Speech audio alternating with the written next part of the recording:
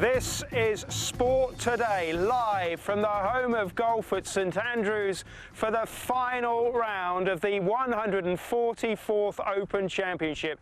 Hello, wherever you are in the world, I'm Chris Mitchell, and over the next 10 minutes or so, we'll try and keep you updated on the Open. I can tell you that things have been changing very fast on this final day, on a Monday, only the second time that's happened in Open history. The last time, of course, 1988, when Severiano Ballesteros won.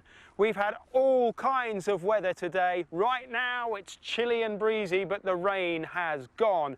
Earlier the course was like a pussycat. It rolled over on its back to have its tummy tickled by the golfers, birdies going in everywhere. Right now though, we're coming to the end of the round for most of the golfers, all of them through the front nine, and the leaders now playing the last half a dozen holes or so. Let's take a look at the leaderboard as it is right now. Okay, we've got Mark Leishman, the Australian, at 16 under par, but he's about to play the 17th hole, the iconic road hole. Zach Johnson has just finished. He holed a 30-foot putt on the 18th to go to 15 under par. Louis Oosthuizen, who won here 5 years ago, is 14 under par. Jordan Spieth, I'll tell you more about his round in just a moment, 14 under par. And quickly looking at Jason Day at 14s. Then you have Adam Scott. Let me tell you about his round in a moment, 12 under par. And Sergio Garcia, 4 times the bridesmaid at major competitions, once again at 12 under. His chance is perhaps fading. And what of the amateur? We heard a lot about the amateur, Paul Dunne, the young Irishman who went out as the leader earlier today, just a few hours ago. He looked so nervous he could barely hold the club.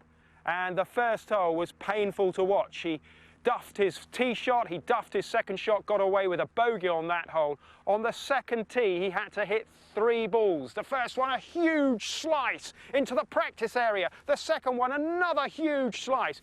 Thankfully, he pulled his game together, but he has slipped off the leaderboard and his chance has gone. Let me tell you about the amazing Jordan Spieth. On the 8th hole, just a moment ago, Jordan Spieth, it's a par 3, put his ball some 80 feet away. If the hole's there, Ian, I'll show you the hole. If the hole's there, Jordan Spieth was some 80 feet away. He had to get down in 2 putts to make his par. Now let me just give you a demonstration of what he did. This is what Jordan Spieth did, the best golfer in the world. He hit his putt so hard, it went off the green.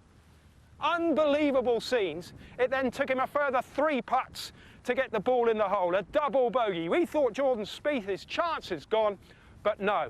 Back-to-back birdies have put him right back up the leaderboard. The sign of a true champion. Of course, he's trying to do what Ben Hogan did in 1953 with the US Open, the Masters and the Open. He's still in with a chance. One man who perhaps isn't is Adam Scott, the Masters champion, with his belly putter, had a putt this short. Come round here, Ian, so we can show how short it was. Just a foot, a tiny putt. The nerves getting to the players now, because this is what Adam Scott did with this putt. He missed it. Back-to-back bogeys for Adam Scott. His chances are gone. What a sensational day it is here at St Andrews.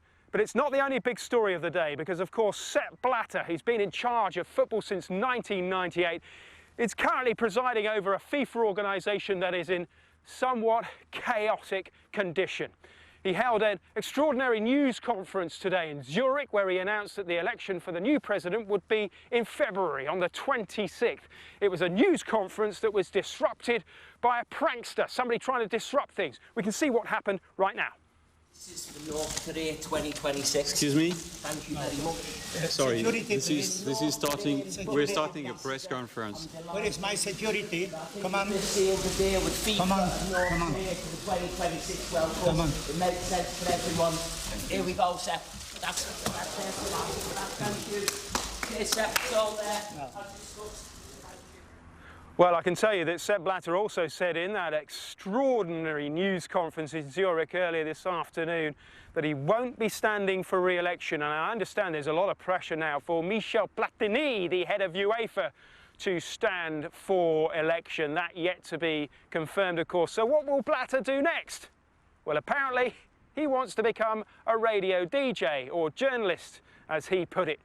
We shall see. Let me take you to the Tour de France, where the cyclists will be soon struggling in the Alps, and how difficult that will be. Ruben Plaza won stage 16, but Chris Froome retains the leader's overall yellow jersey.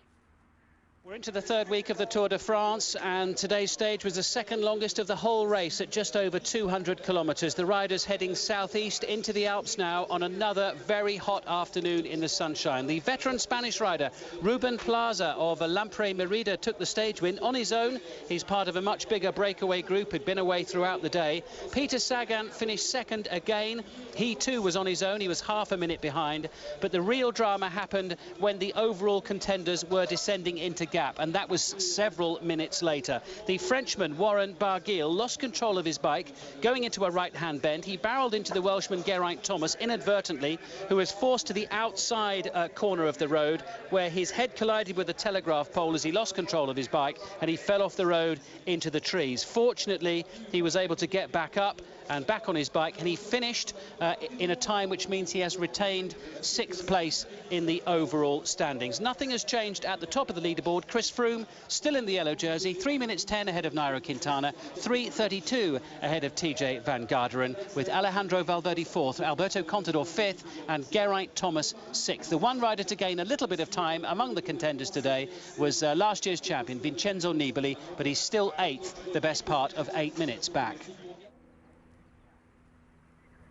Well, so much sensational sport going on around the world at the moment. The Tour de France, one of them. Chris Froome, of course, also another sports star under incredible pressure with those allegations of doping swirling around the Team Sky team. Of course, allegations that are denied vehemently by the team and by Chris Froome as well. Now, Ian has framed me up very nicely, because in the background there is the town of St Andrews, and way in the distance, about 2 miles down there, we have the last of the players, Jordan Spieth, Louis Oosthuizen, Jason Day, all playing the last 3 or 4 holes down the 16th, 17th and 18th. Let's take a look at the leaderboard once again, if we can, just to give you an update of who's doing what on that leaderboard.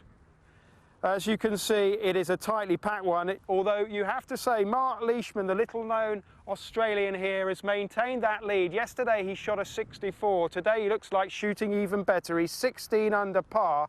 Louis Oosthuizen, 14 under par, a couple behind. I mention him because, of course, he won 5 years ago. Adam Scott, he's drifted away. Sergio Garcia, he's drifted away as well. Jordan Spieth, though, has held it together so well after that double bogey on the par 3 to come back with back-to-back birdies. So what is going to happen? We don't know, but we're on a Monday. We've not had a Monday finish. The last time we had one was 1988. This is only the second time it's happened. This place was like the North Sea a couple of days ago, and play had to be delayed. The following day, we had gale force winds that were blowing the balls all over the greens, and play was suspended for most of the day, taking us in to an unprecedented Monday. Who's to say we won't get a playoff a little later, and we'll be playing into the darkness tonight? Jordan Spieth has a chance, Mark Leishman has a chance, and later on we'll tell you who won the Open.